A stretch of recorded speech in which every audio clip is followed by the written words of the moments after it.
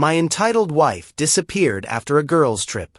Years later she showed up at my doorstep with a baby, so I destroyed her life.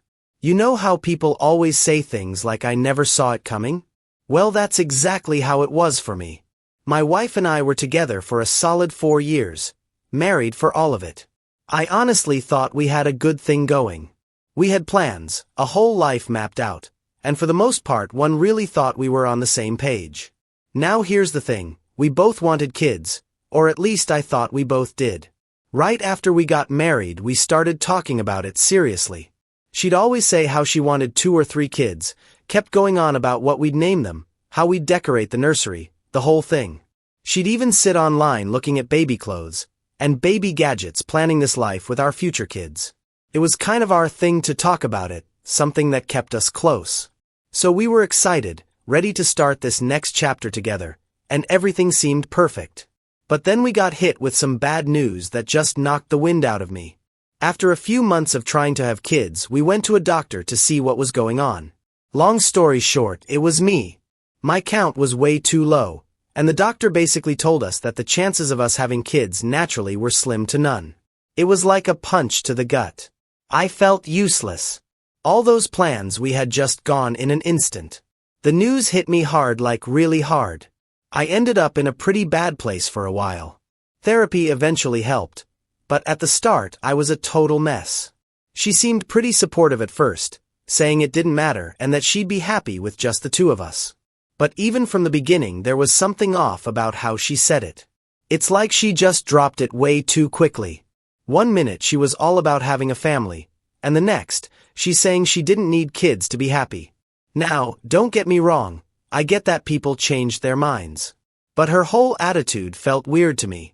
She'd gone from daydreaming about baby names to just flat out avoiding any talk about kids. And not just that, it was like she started seeing me differently too. Out of nowhere she'd make these small digs at me, stuff she'd never said before. Comments about how I wasn't taking care of myself, how maybe I should get in shape or be more productive around the house. And yeah, maybe I'd put on a few pounds, but it was like she was just finding things to blame me for. When I confronted her, asking what was up with the sudden attitude change, she'd brush it off. She'd tell me I was imagining things, that I was just being overly sensitive. But I knew something was up. The woman I married, the one who used to sit with me for hours talking about our future. She was different. She wasn't mean exactly, but there was this coldness. Like she'd already checked out mentally and was just going through the motions. And over time, I guess I started to believe her when she said everything was fine. I stopped pushing because I didn't want to come across as insecure or needy. Anyway, fast forward a few years and we were just living day by day. We'd fallen into this routine where we barely talked about anything meaningful. It was like we were roommates more than husband and wife. I tried bringing up other options, adoption, surrogacy, but every time she'd shut it down, saying she didn't want to think about it. She'd say, "I'm happy as long as we're together," but I never fully bought it. It felt like she was trying to convince herself more than me. Then out of nowhere, she tells me she wants to go on a girls' trip. Now it wasn't unusual for her to go on trips with her friends. She'd done it a few times before, and I always supported her. We lived in Brighton, and she'd talk about how she wanted to go to America with her friends for a while. I didn't think twice about it because we'd built up this trust over the years. So, I even helped her pack, made sure she had everything she needed and dropped her off at the airport. I remember the last thing she said before she left. She turned to me and said, "Thank you for being so supportive." I thought it was a little weird that she'd say that. It's not like I'd done anything special, but she seemed so genuine, so I brushed it off as her just being appreciative. That night, I stayed up so I could call her once she landed, just to make sure everything went smoothly. Her flight was supposed to take about 9 hours, so I kept myself busy around the house, watching TV, checking the clock, and waiting for her to text me that she'd landed. Once I saw her flight had touched down, I gave her a call to check in. The phone rang and rang, but no answer. I figured she was tired, maybe went straight to her hotel and crashed, so I didn't think too much of it. But then, morning rolled around, and I still hadn't heard from her. I started feeling this gnawing worry in the pit of my stomach. I tried calling again, then I sent a few texts, thinking maybe she was just busy or her phone was on silent, but after a few more hours of radio silence, I was officially freaking out. I ended up calling her sister to see if maybe she'd heard from her. Nothing. By now, I was seriously starting to panic. I even went as far as calling her friends, the ones who were supposed to be on the trip with her, thinking maybe something had gone wrong with her phone, or maybe she just hadn't had the chance to check in. But when I called them, they were confused too, because they weren't on the trip with her. They were sitting 2 blocks away, back home having coffee. That was when it really hit me. She wasn't on a girls' trip. She wasn't with friends. She hadn't gone anywhere with anyone. She was just gone. I sat there holding the phone, and it felt like my stomach dropped through the floor. I couldn't wrap my head around it. Why would she lie to me like that? Why would she just leave without telling me? I tried to convince myself it was some kind of mistake, like maybe she'd missed a connecting flight, or there'd been some emergency, and she hadn't been able to call. But deep down I knew. She'd planned this, the whole girls' trip thing, her saying thank you for being supportive. It was all part of whatever she'd been cooking up in her head. I didn't know what to do. I felt like I was living in some nightmare where I couldn't wake up. This wasn't the woman I'd married. This was someone I didn't even recognize. All the pieces started clicking together, the coldness, the way she'd stopped talking about our future, those little jabs about my looks and my health. She'd been pulling away for a long time, and I just hadn't seen it. Or maybe I hadn't wanted to see it. That night, I just sat there staring at my phone, hoping for a text, a call, anything. But nothing came, and deep down, I knew it wouldn't. Waking up the next morning, I remember just lying there, staring at the ceiling, hoping maybe it was all some messed up dream. But her side of the bed was empty, and reality hit hard. She'd actually left.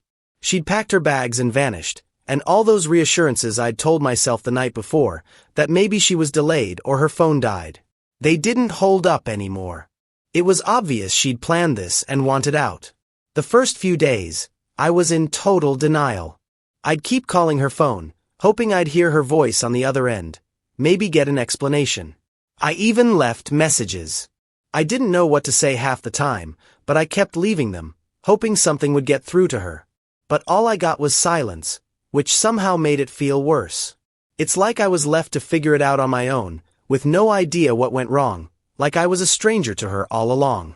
At first, her family was as shocked as I was. Her mom didn't know anything about her plans, and they hadn't heard from her either. I ended up going over there more times than I could count, talking to her mom, looking for answers. I think they felt bad for me. Her mom would let me crash there some nights, even made me meals when I couldn't bring myself to cook. She'd sit there, listening to me talk about all the little things that didn't make sense, trying to piece together how my life had blown up without warning. And I'll be honest, sometimes I just sat there in silence, too numb to say anything. I went from one extreme to another, anger, sadness, guilt. I'd keep asking myself what I did wrong. Did I miss some sign? Did I not give her enough attention? There were days I'd go over every conversation we'd had, every fight, trying to figure out what pushed her to leave. I kept running through my mind how I might have saved our marriage, what I could have done differently. I know it sounds dramatic, but I was obsessed with figuring it out, like finding an answer could somehow fix everything. I barely ate, barely slept, and my work started slipping, too. People noticed. They'd ask if I was okay, and I'd just shrug it off, say I was dealing with personal stuff. It was embarrassing to admit what had happened, to say out loud that my wife left me without a word. Eventually, I did tell a couple of close friends, and they did their best to keep me distracted, dragging me out to hang out, trying to get me to move on. But even when I was with them, I'd be in my head, thinking about her, wondering where she was and why I wasn't enough to make her stay. One of the worst parts was the constant questions from people who didn't know. Neighbors, family friends, even old coworkers who'd heard I was married would ask, "How's married life treating you, and how's your wife?" Every time it was like ripping off a fresh scab. I didn't have the guts to tell them she'd left, so I'd just smile, say everything was fine. But that life felt heavier every time I told it. Therapy ended up being the only thing that helped. I'd never gone before, but after a few months of barely functioning, I knew I couldn't handle it on my own anymore. So I found a therapist and started going every week. Talking to someone neutral, someone who didn't know her or me or any of our baggage, it helped. I'd vent about the anger, the betrayal, the hole she'd left in my life. I'd go on about the sleepless nights, how I'd lie awake replaying everything over and over. The therapist helped me see that there was no magic moment that would have kept her here. She made the choice to leave, and that was on her, not me. That was a hard pill to swallow. For the longest time I felt like there was something wrong with me, that I'd somehow driven her away. But slowly I started seeing things differently. She'd been cold and distant for a long time, and I just ignored it, hoping things would get better on their own. I'd convinced myself that I could hold it all together, that somehow my effort alone was enough to keep our marriage alive. It was painful to accept that it wasn't. As time went on, I started taking small steps to rebuild my life. I'd lost a lot of myself in our marriage, and I hadn't realized it until she left. I'd always been the guy who made an effort, who'd go out of his way to make sure she was happy, to make sure our home life was comfortable. But now, I had all this time on my hands, and I didn't know what to do with it, so I started picking up old hobbies again, stuff I'd forgotten about. I went to the gym, started reading books I'd been putting off, even tried cooking new recipes. Work eventually got better too. At first, I was just going through the motions, barely keeping up with my workload. But as I started feeling more like myself, I put more effort into my job. It was one of the few things that made me feel accomplished, like I still had control over something in my life. I'd always been good at what I did, but now I put my all into it. The extra hours, the focus, it paid off in the form of a promotion that I never would have gotten if I'd been wallowing in self-pity. Still, there were days that hurt. Every once in a while I'd come across something that reminded me of her, a photo, an old movie ticket stub, little things that brought back memories I'd tried to forget. I'd look at them and wonder what she was doing. If she ever thought about me, if she ever regretted what she did. But those moments started to fade, bit by bit. Each time I was able to pack away those memories a little quicker, move on a little easier. I also reconnected with friends I hadn't seen much since I got married. We started doing things again, hitting up the golf range, going on hikes, stuff I hadn't done in years. It felt good to have people in my corner, people who weren't part of the mess, who could help me move on without dragging me back into the pain. Looking back, I realized I'd put way too much of myself into that relationship, into being her husband. When she left, it felt like she'd taken a part of me with her, like I'd lost this huge chunk of who I was. But piece by piece, I was finding myself again. It wasn't easy, and it wasn't quick, but I was getting there. By the end of that year, I could finally look in the mirror and see someone who wasn't defined by what she'd done. I was more than just the guy whose wife left him. I'd survived, I'd rebuilt, and I'd come out stronger. For the first time in years, I felt like I could actually live my life without her shadow hanging over me. And honestly, I was proud of that. I thought I'd put everything behind me.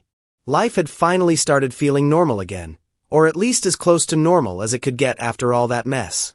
I had my routine down, friends keeping me busy, and work was actually going great. I'd even stopped thinking about her every day. I mean, I still had my moments where some random memory would sneak up on me, but it wasn't like before, where every second of my life was somehow connected to her. So when there was a knock on my door one Saturday morning, she was the last person I expected to see standing there. But there she was, right on my doorstep, holding a baby. I froze. My brain just stopped working for a second, because it was like seeing a ghost. She looked pretty much the same, maybe a little worn down, but still her. She gave me this look like she actually thought I'd be happy to see her. And yeah, that hit me hard because I thought I was past caring. Turns out, seeing her again stirred up a lot of emotions I thought I'd buried. I didn't say anything at first, I just stood there, staring. She smiled at me like nothing had happened, and then, with zero shame, she asked, "Can I come in?" The nerve. I mean, really, after everything she'd done, she just shows up here like I'm supposed to welcome her back with open arms.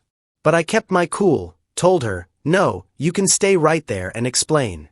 I didn't want her in my house, bringing all that chaos back into the place I'd built up again, the one space I'd made mine. She looked a bit thrown off, but she stayed where she was and just dove into her story. She started with, "I know this might be a shock, but I wanted to come back and explain everything." She even had this hopeful look on her face, as if she genuinely believed I'd be open to hearing her out. I was torn between laughing in her face and just shutting the door right there. But I was too curious. I wanted to know what her excuse was, what she'd come up with to justify the way she'd vanished. She went on, talking about how she'd made a mistake leaving, how she'd realized she'd lost the best thing that had ever happened to her. Her words, not mine. She said she'd spent a lot of time reflecting, and that after having this baby, she finally understood what really mattered in life. Apparently, what really mattered was showing up unannounced at my door after ghosting me for years, and that's when she looked down at the baby and said, "This is our second chance." I couldn't believe what I was hearing. Our second chance. Like this kid was supposed to be some magical reset button, and we just pick up right where we left off? I tried to keep my expression neutral, but inside I was absolutely fuming. She went on, saying how she wanted us to be a family again, that she'd made a terrible mistake, but now we could start fresh, just the three of us.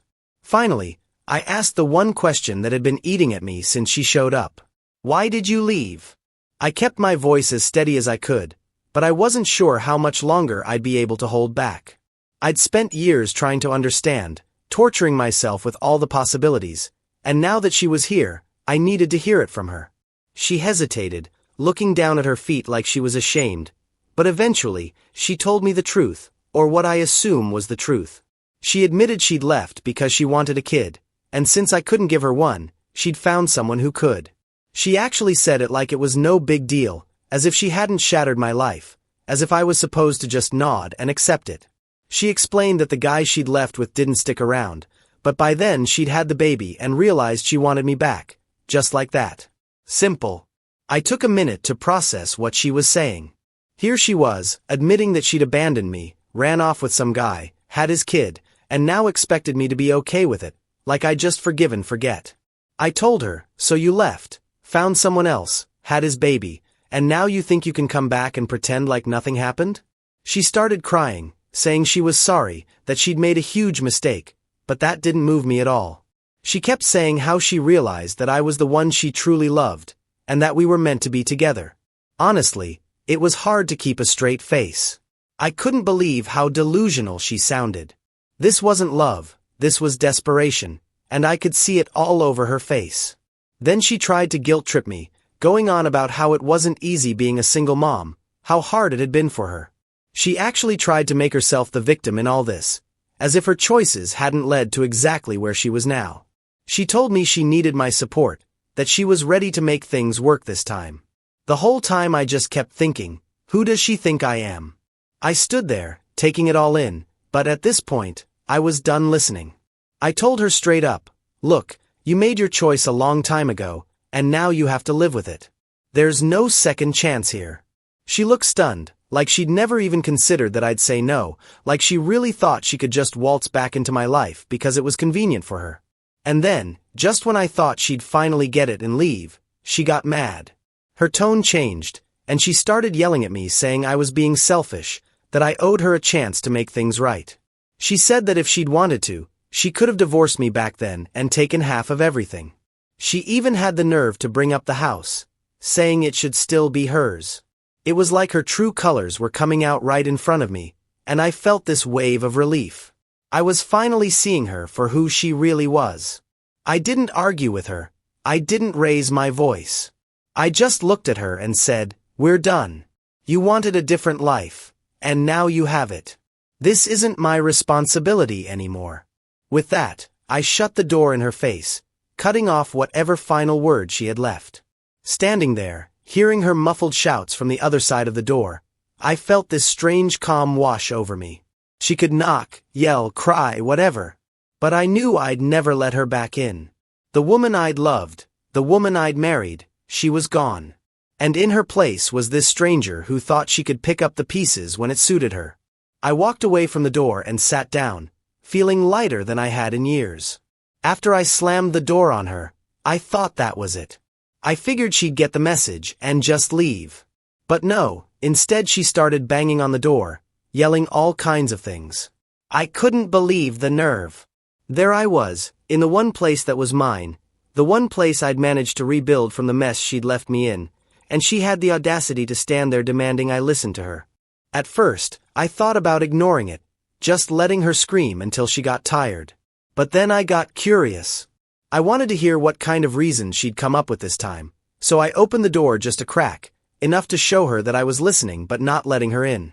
She looked like she'd just taken a slap to the face, probably shocked that I hadn't given her the reaction she wanted.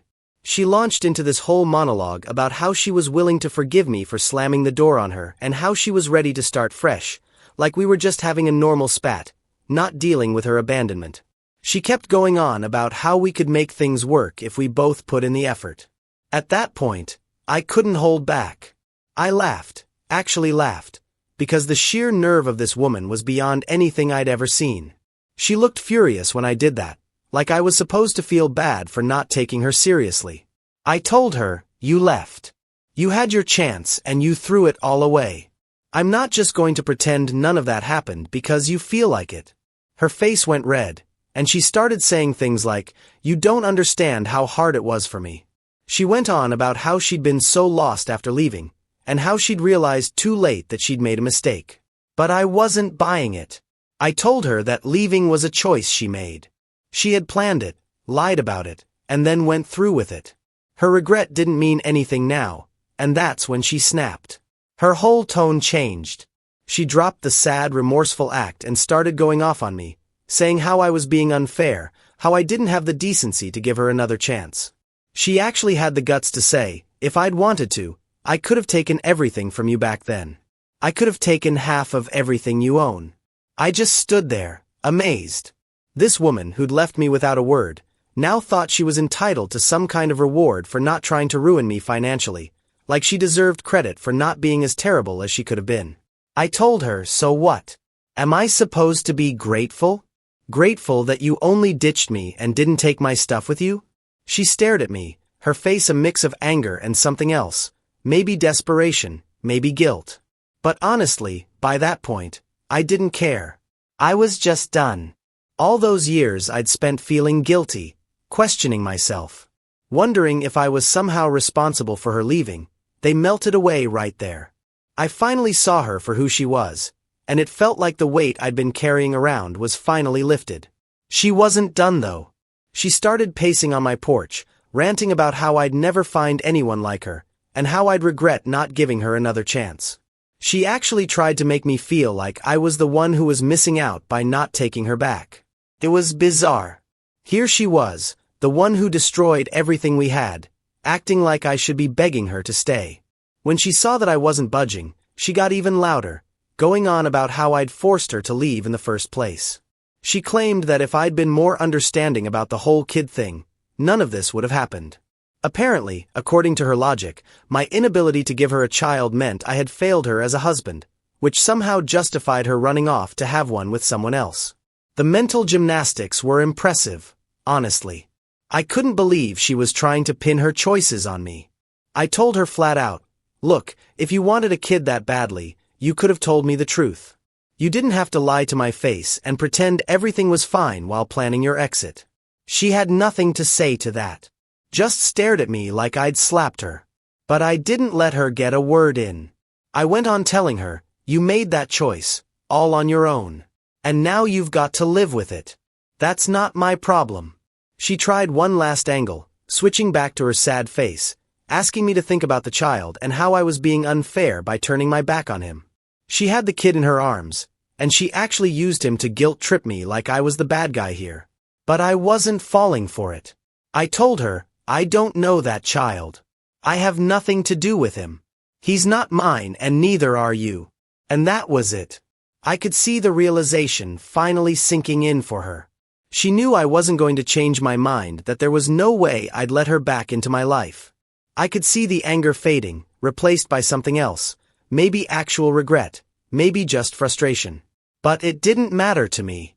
She was just a stranger now, a stranger who had tried to walk all over me and expected me to smile and thank her for it. She stood there for a few more seconds like she was waiting for me to change my mind, to call her back. But I didn't say another word. I just stood there watching her face as it finally dawned on her that I meant every word. Then without another look, I shut the door. And this time I didn't wait for her to bang on it again. I knew deep down that I'd made my decision and there was no going back. I walked away from the door feeling, I don't know, like I'd finally won. She'd spent so much time thinking she could come back and manipulate her way into my life again. But it was over. I was free. There wasn't going to be a second chance. Not for her, not for us. She was just a memory now, one I'd finally put in the past where it belonged. After all those years of guilt and pain, I finally felt like I could breathe again. And you know what? It felt good. The moment I closed that door on her, I felt the strange calm wash over me. I wasn't angry or sad or even shocked anymore. It was like every ounce of energy I'd spent on her for years, all the regret, the guilt, the endless wondering, it just vanished. I'd finally gotten the closure I didn't know I needed and I was ready to move forward. It was over, for real, this time. But of course, things didn't end as cleanly as I'd hoped. A few days later, I got a text from her mom. She was apologizing, saying she was ashamed of how her daughter had handled everything and that she'd tried to talk some sense into her. But obviously it hadn't worked. Her mom was a good person. She'd helped me out a lot after her daughter left, and I could tell she was genuinely upset about the whole thing. I didn't hold anything against her, but I wasn't interested in being roped back into that mess. I just replied with a polite, "Thanks for checking in," and left it at that. I wasn't going to give her mom any more details, and I wasn't going to waste time explaining my decision. She understood enough to know it was over. Over the next few weeks, I heard bits and pieces through mutual friends and social media. Apparently, she'd gone back to living with her parents, and it wasn't going smoothly. The guy she'd left me for, the kid's father, wasn't involved at all. He'd completely bailed. I guess he hadn't signed up for the long haul and now she was stuck figuring it out on her own. She'd pretty much burned every bridge so there weren't many people willing to lend a hand. Her old friends, the ones who were on my side when she first disappeared, had no sympathy for her. They'd all moved on and weren't too keen on getting dragged back into her drama. Can't blame them. Her parents weren't exactly thrilled either. They weren't in a great financial position to support her and a baby. I knew this because, not long after the text from her mom, I got a call from her dad. I almost didn't answer, but curiosity got the best of me. He was polite but direct, said they were struggling to make ends meet, and hinted that maybe I could help out a bit. He said, "We know you cared about her once," and kept going on about the baby, and how hard things were for them. I listened politely, but when he started going on about how his daughter just needs a little support to get back on her feet, I couldn't help but laugh a little. Not out loud, but you get the point. I told him as nicely as I could that his daughter's choices were her own and that I wasn't in any position or mindset to help. I think he got the message because he didn't press further. The next thing I know, her friends start reaching out, people I hadn't heard from in years. A few tried the guilt angle, saying she was going through a rough time, and that maybe I could find it in my heart to give her another chance. Another friend of hers even had the nerve to suggest that the kid needed a father figure and that I shouldn't let my bitterness get in the way of helping him out. But I stood my ground. I wasn't going to let anyone make me feel bad for finally choosing myself after years of feeling like I'd never be enough. I'd given that woman everything I had and she'd thrown it away. The least she could do was own her choices instead of expecting me to bail her out. Over time, the calls and messages slowed down and eventually they stopped altogether. It was like everyone finally understood that I was serious, that I'd moved on and wasn't going to be roped back in. And that's when the real peace set in. My life felt quiet, normal, in a way it hadn't in years. I had my routines, my friends, my work. It wasn't a fancy, glamorous life, but it was mine, and I'd built it back up on my terms. The funny thing is, I started finding happiness in the little things again. Stuff I hadn't really noticed when I was married. I'd go for walks, cook my own meals, read books I'd meant to get to for years. The freedom was refreshing, and I realized I didn't need anyone's permission to live the way I wanted. For once, I wasn't constantly worried about someone else's approval or happiness. It was like I'd gotten my life back, piece by piece. Every now and then, I'd run into someone who knew both of us, and they'd ask, "Hey, whatever happened with her?" I'd give a brief polite answer and change the subject. It wasn't that I was hiding anything. I just didn't want to keep revisiting a chapter that was so clearly over. She was part of my past, and I'd finally learned how to leave her there. As for her, last I heard things weren't going great. She was struggling to keep a job, still bouncing between her parents' place and friends' couches when she wore out her welcome. People I barely talked to anymore would message me occasionally, telling me she was asking for help from just about anyone who'd listen. Some of them even hinted that she was hoping I'd changed my mind, that maybe I'd come around and decide to play dad to her kid after all. But that wasn't going to happen. I'd spent too much time and energy getting my life back to even think about going down that road. I wasn't going to be her safety net. I wasn't going to be the guy who picks up the pieces just because things didn't work out the way she planned.